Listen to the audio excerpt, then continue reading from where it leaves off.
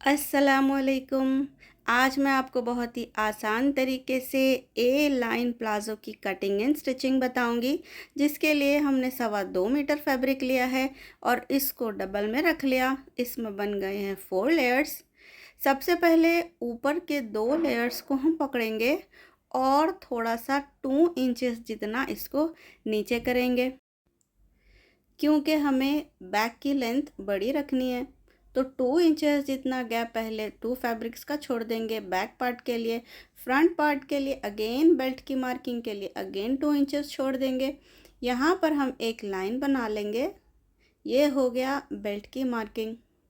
अब ए line palazzo में सबसे इम्पॉर्टेंट है कि मार्किंग से पहले हम 3 इंचेस पर इस तरह से मार्क कर लेंगे और इन मार्क्स को जॉइन कर लेंगे, एक स्ट्रेट लाइन बना लेंगे।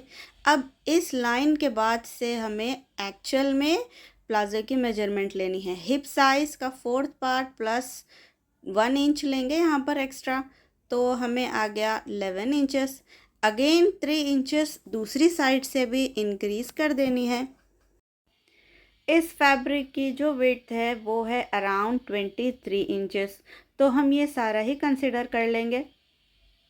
अब क्रोच एरिया की लेंथ मार्क करना है, तो हिप का 4th पार्ट प्लस 2 इंचेस लेंगे। यहाँ पर इस तरह से एक बॉक्स बना लेंगे,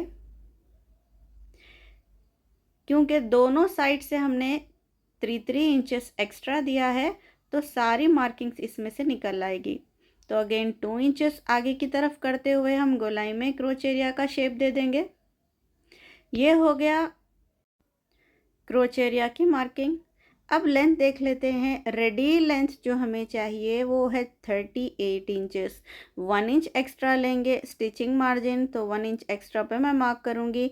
यहाँ पर हम एक स्ट्रेट लाइन बना लेंगे इस तरह से, और पूरा 23 इंचेस का जो इस फैब्रिक की विड्थ है वो सारी ही हम पोंचे में कंसिडर कर लेंगे। अब ये जो क्रोच की पॉइंट है उसको हमने बॉटम तक लेकर जाना है। इस तरह से क्रॉस में स्केल की हेल्प से इस तरह से लाइन बनाएंगे और दूसरे पार्ट पर दूसरी साइड में पहले तो बेल्ट का 2 इंचेस छोड़ देना है, क्योंकि जब हम बेल्ट को फोल्ड करेंगे तो 2 इंचेस जितना तो फोल्डिंग में जाएगा, इसको छोड़ देना है। अब इस पॉइंट से हम स्ट्रेट लाइन बनाएंगे नीचे तक।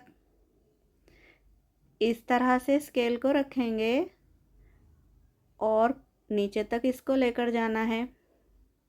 तो इस तरह से हो गया ये ए लाइन प्लाजो की मार्किंग। कॉर्नर से नीचे के दोनों साइड से हम 1 इंच एक्स्ट्रा गोलाई में शेप देंगे, बहुत ही थोड़ा सा, क्योंकि ये बहुत ज़्यादा हमें कर्व नहीं चाहिए। ठीक है, तो 1 इंच का हमने कर्व शेप दोनों साइड से देना है। बैक पार्ट को भी इस तरह से क्रॉस में लाइन बना लेंगे। बैक हमारा बढ़ गया। ये हो गई ए लाइन प्लाजो की मार्किंग। अब हम कर लेंगे इसकी कटिंग।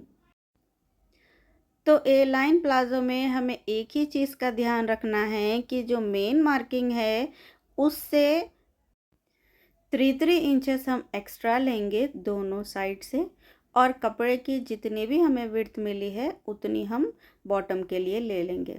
अब करेंगे इसकी स्टिचिंग स्टार्ट। सबसे पहले क्रोच एरिया की स्टिचिंग कर लेंगे। 1/2 इंच का स्टिचिंग मार्जिन है, तो 1/2 इंच जितना सीधा सीधा पार्ट आपस में मिलाते हुए स्टिच कर लेना है। अब हम इनको खोलेंगे इस तरह से और दोनों पैनल्स को एक दूसरे के ऊपर रखेंगे। सीधा सीधा पार्ट आपस में मिलना चाहिए और हम कॉर्नर्स की स्टिचिंग करेंगे। ये जो साइड की स्टिचेस है दोनों साइड से हम करना है। यहाँ पर अगेन 1/2 इंच का स्टिचिंग मार्जिन है, तो 1/2 इंच जितना ही स्टिच करेंगे। इसके स्टिचिंग के बाद हम करेंगे सेंटर का स्टिच। 1/2 इंच के मार्जिन के साथ पूरी गोलाई में इस तरह से सेंटर का स्टिच देंगे और बॉटम को भी डबल फोल्ड करके स्टिच कर लेंगे। अब है बेल्ट लगाने की बारी। तो सबसे पहले 1/2 इंच जितना मैंने पूरी गोलाई में फोल्ड करके स्टिच कर लिया। इलास्टिक ले लेंगे अराउंड 30 इंचेस की इस तरह से। अब इस इलास्टिक को लगाने के लिए सबसे पहले हम इसको लॉक कर लेंगे। इसे हम फैब्रिक को पहले सीधा कर लेंगे।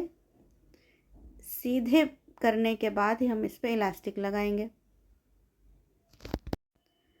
तो इस तरह से इलास्टिक को रखना है और फैब्रिक को उसके ऊपर रखते हुए कॉर्नर से फैब्रिक पर स्टिच करेंगे। इलास्टिक को खींचते हुए इलास्टिक पर स्टिच नहीं आना चाहिए। सेकेंड स्टिच हम लगाएंगे इस इलास्टिक के फैब्रिक के सेंटर के ऊपर, थोड़ा सा इलास्टिक को खींचते हुए। तो इस तरह से ये हो गया ए लाइन प्लाजो की कटिंग एंड स्टिचिंग बहुत ही आसान तरीके से। अगर आप एक बिगिनर है तो ये वीडियो आपके लिए बहुत ही यूज़फुल रहेगी। इसी तरह की वीडियोस के लिए चैनल को सब्सक्राइब करें और कमेंट्स कर बताएं कि आपको ये वीडियो कैसी लगी। अस्सलामु अलैकुम।